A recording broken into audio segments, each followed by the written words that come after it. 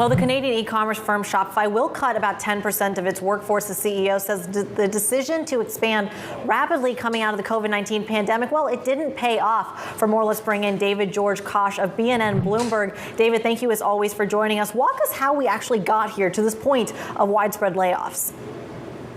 Well, we saw how Shopify's stock really rapidly rose over the course of the pandemic. I mean, this was a pandemic darling, as everyone really, when they were sitting at home and nothing much to do, turned to build a company. And Shopify was one of those companies that essentially allowed a lot of consumers to start their own companies online. And with that e-commerce boom, the company needed to rapidly expand, essentially doubling its workforce from 2019 from 5,000 to 10,000 that we see today. Of course, they're reducing that workforce amount by 1,000, impacting folks in recruiting, support, and sales.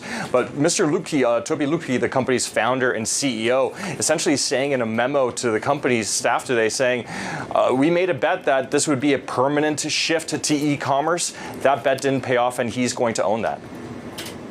You know, it's interesting to hear you say that, David, in a week where we'll hear from Meta, and people have long looked at the control that Mark Zuckerberg has of that business. This is a company, Shopify, where there was recently a shareholder vote, which really secured for Mr. Lutke some sizable power. What's been the reaction to the fact that he's essentially offering up a mea culpa? Is that a sign that he's ready to move fast, or maybe some concerns about his leadership?